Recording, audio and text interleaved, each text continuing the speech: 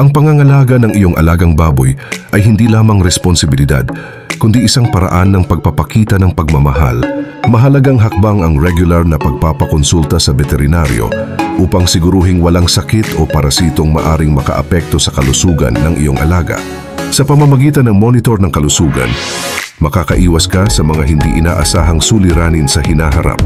Isa sa pangunahing obligasyon ng bawat nag-aalaga ay ang pagbibigay ng tamang bakuna. Tiyakin na sinusundan ang schedule na inirerekomenda ng veterinaryo dahil ito ay nagpoprotekta laban sa karaniwang sakit na maaaring makaapekto sa iyong baboy. Huwag kalimutang regular na i-deworm ang iyong alaga. Mahalaga ito para sa pag-iwas sa mga bulate na nagdudulot ng pagbaba ng timbang at iba pang komplikasyon sa kalusugan. Ang malinis na kulungan ay susi sa pagkakaroon ng malusog na baboy. Siguraduhing laging malinis ang kanilang tahanan upang hindi magdulot ng pagdami ng mga mikrobyo at sakit. Bigyan sila ng sapat na espasyo upang makagalaw at makapagpahinga. Mahalagang maglaan ng malinis at sariwang tubig araw-araw upang mapanatiling hydrated ang iyong alaga. Para sa perpektong nutrisyon, bigyan ang iyong baboy ng balanseng dieta na naglalaman ng mga mahahalagang protina, carbohydrates, bitamina at mineral.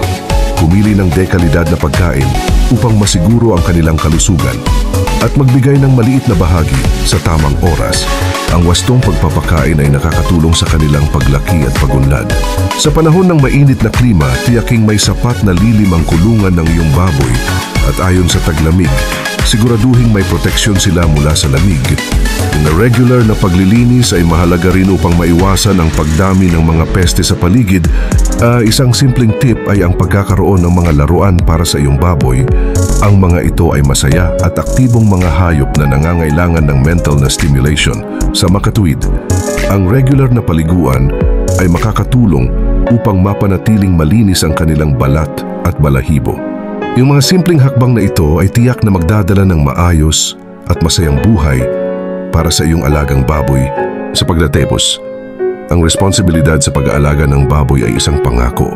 Salamat sa iyong pag-aalaga at huwag kalimutang maging alerto sa mga pagbabago sa kanilang pag-uugali.